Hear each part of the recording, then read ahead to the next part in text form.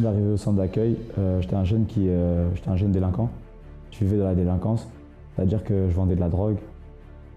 Je participais à beaucoup de bagarres entre bandes, extorsion, recel, tout ce qui mène à la délinquance. En fait, c'était ma vie au dehors. Dans ce milieu-là, dans cet environnement dans lequel je vivais, en fait, on est obligé de prouver son courage. Je me suis retrouvé en fait à vivre comme ça, et ça a été en fait un engrenage qui m'a ramené beaucoup de problèmes, que ce soit familial. Chez moi, c'était un retournement parce que je ramenais beaucoup de problèmes. J'ai ramené la police parce que j'ai eu des problèmes de justice. Je me suis fait arrêter par la police. Je devais aller en prison. Parce qu'ils sont venus me chercher à la maison, tout ça.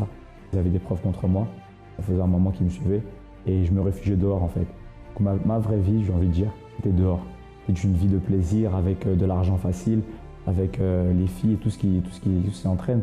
Mais c'est une vie qui était oppressante, angoissante, remplie d'amertume et de tristesse.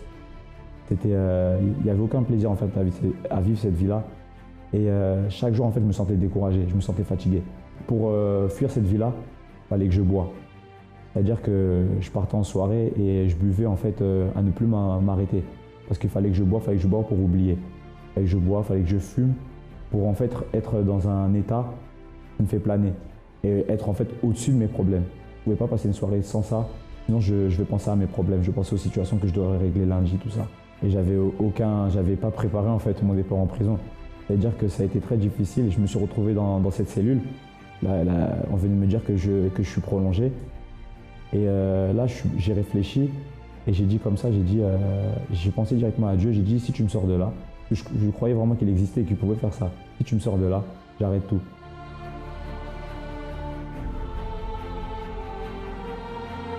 En fait, j'ai connu le centre d'accueil, c'était proche de chez moi. Je ne le connaissais pas vraiment, mais c'est un ami à moi qui venait quand il était petit. Il m'en a parlé, qui m'a invité en fait à qu'on y aille. Donc, j'avais rien à perdre. La première chose que quand j'ai commencé à m'investir, j'avais le jeûne de Daniel en 2013. Et on m'avait expliqué comme ça. Si tu dis vouloir abandonner ta vie d'avant et avoir une nouvelle vie, il faut se séparer. Ensuite, il y a eu la campagne Israël. J'ai participé aussi à ma campagne Israël parce que j'avais toujours en fait ça dans la tête que pour réussir, il faut sacrifier en fait.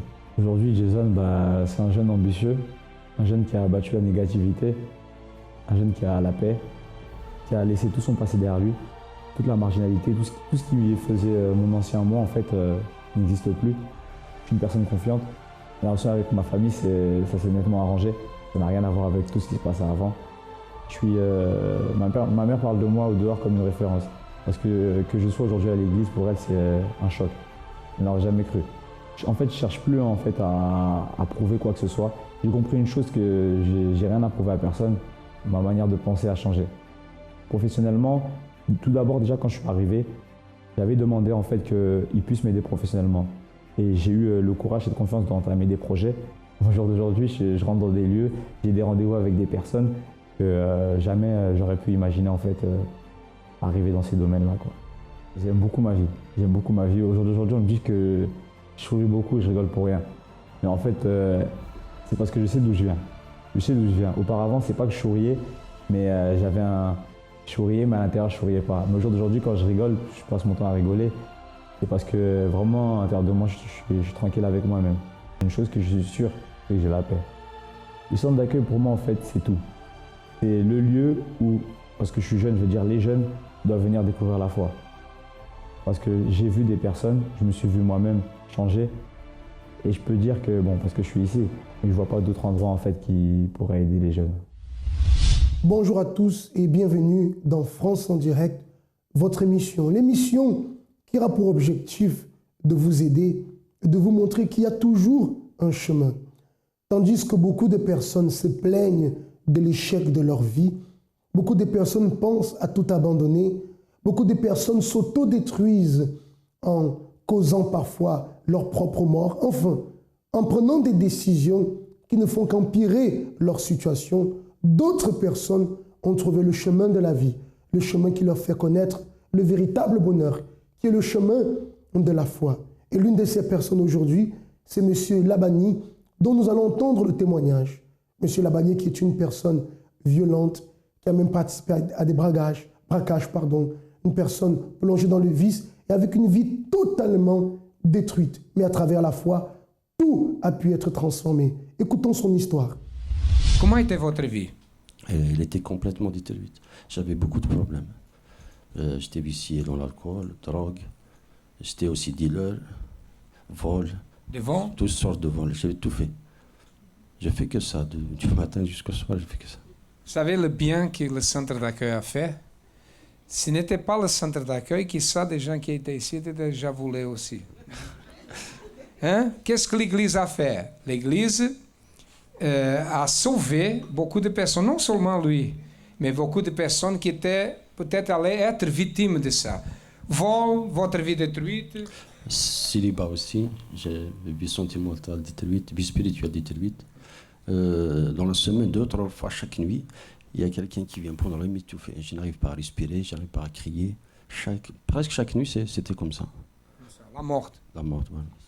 Vous m'avez dit une fois que vous avez pensé au suicide. À un moment donné de ma vie, j'avais tellement de problèmes, j'avais la haine aussi contre beaucoup de personnes. J'ai pris la décision de suivre un groupe armé. Chaque week-end, je partais voir un ami, on buvait ensemble parce que j'étais aussi vicié dans l'alcool. J'étais, on peut dire, Aussi vicié dans l'alcool.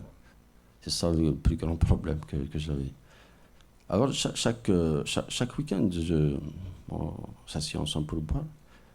Une fois, je suis rentré, il m'a tendu un semeur. Il m'a dit, j'ai trouvé dans ma boîte aux lettres, parce qu'il me voit, des fois, je suis intéressé à lire la Bible, je cherche. Il m'a jeté comme ça un semeur, il m'a dit, viens, peut-être ça va, tu vas dire que tu aimes ça. Alors, quand je commence à lire, j'ai vu certains témoignages des personnes qui, même probablement viciées dans les drogues, dans l'alcool. Alors, j'ai dit, je vais partir, je vais essayer. Je voulais venir, mais je n'arrive pas. Je n'arrive pas. À chaque fois que je viens, je retourne de la porte. À chaque fois. Je suis rentré 1 fois, 2 fois, 3 fois. Alors une fois, je voulais rentrer, je suis revenu. Il y a une ouvrière qui m'a appelé. Venez, monsieur. Et il m'a touché la main. Et après, je suis rentré. Sinon, je ne rentrais jamais. Sinon. Ça, c'est une guerre. Dieu l'appelait et le diable vient. Dieu l'appelait, il marchait, le diable vient ici, n'est-ce pas? Mais un jour, vous avez resté. Après, oui, je suis rentré. Qu'est-ce que Dieu a fait? Il a tout changé. J'ai arrêté de tous les vices. En plus, c'est tout de suite. Parce que quand je suis rentré, j'ai trouvé des compagnies d'Israël. 1 semaine ou 15 jours. J'ai commencé déjà à participer, sacrifier compagnie d'Israël, à participer à des propos de prière, des chaînes de prière. Qui êtes-vous aujourd'hui? Maintenant, je suis bien, je suis plus vicié, je suis bien, j'ai la paix, je dors bien, je suis marié. Avant, j'avais pas de logement, maintenant je suis bien dans un logement. J'ai tout ce qu'il faut. Voilà. Tout a changé. Complètement. Amen, grâce à Dieu. Et que Dieu bénisse. Vous pouvez voir que la vie de M. Labani n'a pas changé du jour au lendemain. Mais à force d'écoute et de désir de vouloir s'en sortir, il a persévéré, il a lutté. Est-ce que les choses ont été faciles? Non. Il y a un prix à payer pour toute chose. Il y a une lutte à mener. Il faut être déterminé. Il faut vouloir s'en sortir. Aujourd'hui, ceux dont vous entendez les témoignages, c'est des personnes, oui, qui souffraient beaucoup, mais des personnes qui, au plus profond d'elles aussi, étaient déterminées à trouver une solution, déterminées à avoir la victoire dans leur vie, déterminées à obtenir un changement. Et lorsqu'elles ont découvert le chemin de la foi, alors elles ont pu mettre en pratique ce qu'elles recevaient et à travers la foi, elles ont pu atteindre l'objectif désiré. À l'exemple de M. Labani qui a été délivré du vice, délivré de cette vie un peu de marginale, délivré de la souffrance, de la solitude sentimentale. Aujourd'hui, sa vie est totalement restaurée. Et ça, c'est le travail que réalise le centre d'accueil, amener les personnes à connaître le Dieu vivant qui restaure les vies de tous ceux qui sont affligés. On marque une courte pause, le temps d'un spot, et juste après, on va se retrouver avec une autre histoire, l'histoire de Nathalie. La Bible contient la pensée de Dieu, la condition de l'homme, le chemin du salut, la défaite des méchants et la joie de ceux qui croient en elle. Ces doctrines sont saintes, ces préceptes sont pour toujours. Ces histoires sont véritables, ces décisions sont immuables. Lisez la Bible pour être sage. Croyez en elle pour vous maintenir en sécurité. Pratiquez-la pour être sain. Elle contient la lumière qui donne la direction.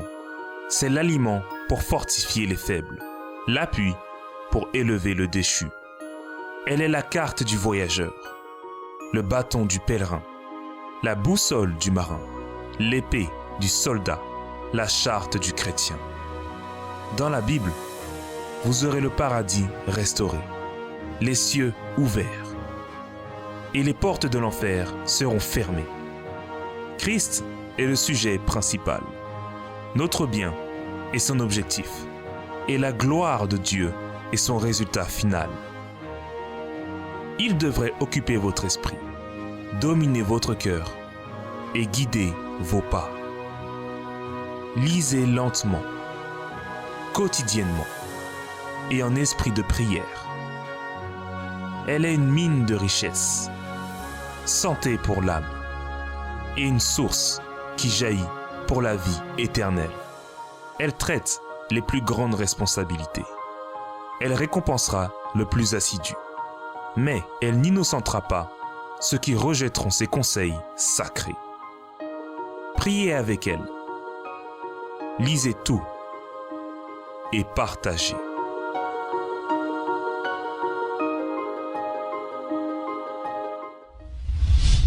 On trouve aujourd'hui beaucoup de personnes qui n'arrivent plus à avoir la paix dans leur famille. Des personnes qui sont en conflit avec leurs êtres chers. Des parents qui ne s'entendent plus avec leurs enfants. Des frères et sœurs qui manifestent de la haine les uns envers les autres.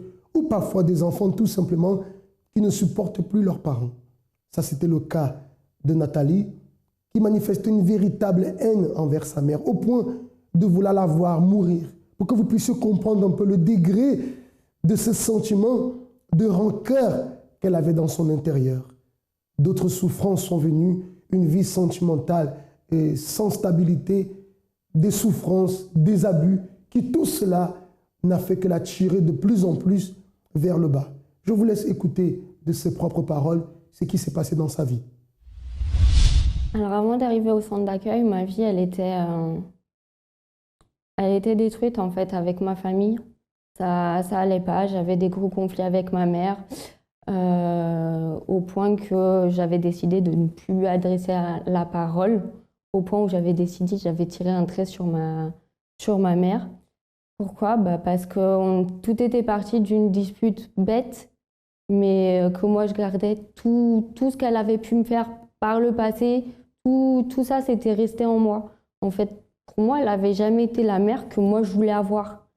J'avais pas la relation comme je le voyais autour, les amis que je pouvais avoir, où il y avait la complicité, il y avait l'amour. Ma mère, elle m'a jamais pris dans ses bras. Je voyais que les autres, elles avaient cette complicité, qu'elles étaient amies, limite amies avec leur mère, alors que moi, j'avais pas tout ça et je comprenais pas. Et je lui en ai beaucoup voulu au point de vouloir la voir morte, en fait.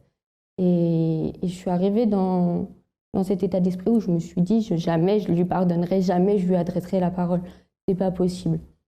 Et par rapport à ma vie sentimentale, en fait, quand je suis arrivée au centre d'accueil, donc je portais régulièrement des habits larges, longs, plutôt de couleur noire.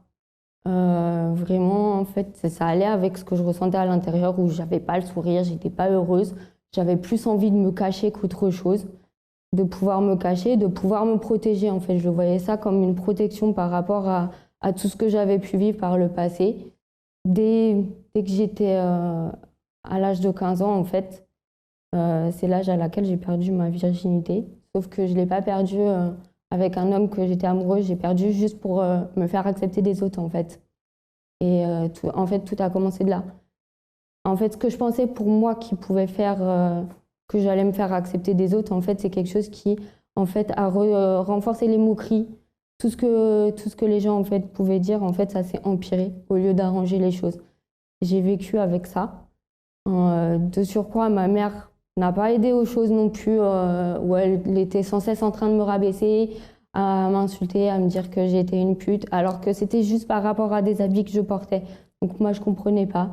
J'ai gardé ça en moi pendant longtemps, et systématiquement, à chaque fois que je tombais sur un homme, je me donnais facilement. je nais facilement, il n'y avait pas de résistance. Il y avait de l'amour, il n'y avait pas d'amour. Enfin, il y avait l'attirance physique, après le reste, il n'y avait pas. Et à 17 ans, en fait, je suis tombée sur un garçon parce que j'aimais bien les garçons avec lesquels il peut y avoir conflit, il peut y avoir confrontation. Si elle écrit, si le garçon il est trop gentil, ça ne me correspond pas. Et du coup, en fait, cette personne-là, elle a été très violente avec moi en public, elle a toujours m'humiliée. Et au final, elle a fini par me violer.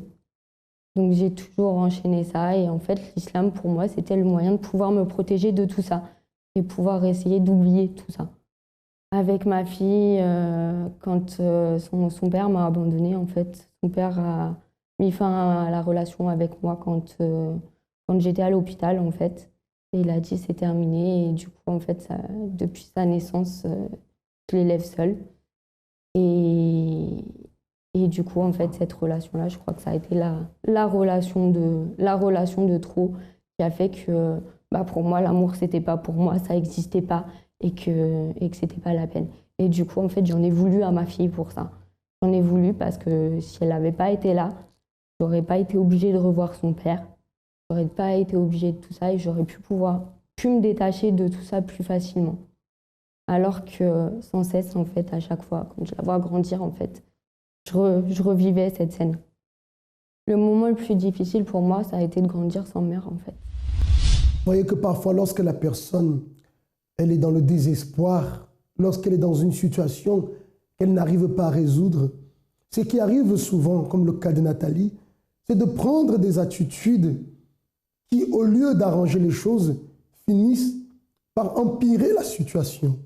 Ça veut dire des mauvaises décisions. Tandis qu'une bonne décision peut tout changer. Manifestant de la haine pour sa mère, elle a essayé de se combler en ayant plusieurs hommes, en ayant des relations qui ne lui faisaient pas du bien, au contraire, qui ont apporté plus de souffrance au point qu'elle s'est dévalorisée elle-même, elle souffrait intérieurement. Enfin, elle est allée de plus en plus vers le bas. Quelle décision allez-vous prendre pour votre vie? Allez-vous continuer à prendre des décisions qui ne font qu'augmenter la souffrance dans votre vie, prendre des décisions qui vous éloignent de plus en plus vers la sortie à ce problème? Ou allez-vous prendre la bonne décision, la décision qui véritablement peut apporter un changement? Vous me direz, mais Isa, quelle est donc cette décision? La décision de prendre cette attitude, de se tourner vers Dieu et de chercher l'aide vers lui. L'aide qui véritablement vous permettra de sortir de cette situation. Nathalie a reçu cette opportunité. Elle a pu alors saisir cette opportunité qu'elle a reçue, recevoir cette aide pour changer de vie. J'ai connu le centre d'accueil par une amie qui connaissait ma vie sentimentale, en fait, à qui j'en avais parlé et qui m'a invitée du coup à la thérapie de l'amour. Et ensuite, comment tu es venue? Ensuite, qu'est-ce que tu as fait? Alors ensuite, je suis restée pas mal de temps à la thérapie de l'amour. Donc en fait, je trouvais pas forcément le temps de venir aux autres réunions. Puis petit à petit, j'ai voulu venir le dimanche. Et ensuite, j'ai commencé à faire les chaînes de prière à partir de mars dernier. J'ai commencé à faire les chaînes de prière le lundi pour la vie financière, le mercredi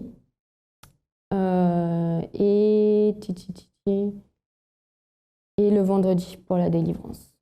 J'avais besoin de sacrifier parce qu'en moi, il y avait beaucoup de choses que je voulais me donner à Dieu, mais il y avait beaucoup de choses à l'intérieur de moi, en fait, dans mon caractère, que j'étais pas prête à renoncer et que j'avais du mal à laisser, en fait. Comme mon orgueil, certaines relations que je pouvais avoir amicales, et notamment aussi ma nervosité, le fait de toujours vouloir avoir raison. Il y a plein de traits de caractère en fait que je n'admettais pas, que je voulais pas. Et le pardon aussi. Je voulais pas pardonner parce que pour moi c'était pas à moi de pardonner vu que c'était pas moi qui avais fauté. Donc voilà, et j'ai remis tout ça en fait. En fait, j'ai pris la décision en fait de faire tout ça parce que j'acceptais pas en fait, j'acceptais plus la vie que j'avais. J'ai vu que pour d'autres personnes leur vie avait changé, qu'elles pouvaient être heureuses. Et moi aussi, j'avais envie d'être heureuse et j'avais envie de changer, j'avais envie d'avoir une vie complètement différente en fait. Il brise les familles.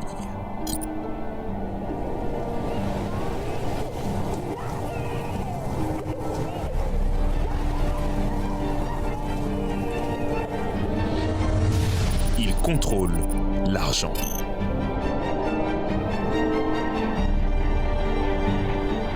Il domine la pensée. Il détruit l'harmonie.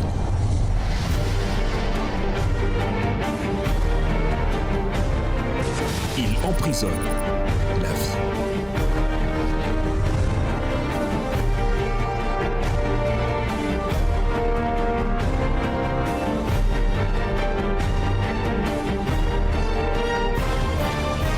Le vice. Combattez-le. Tous les dimanches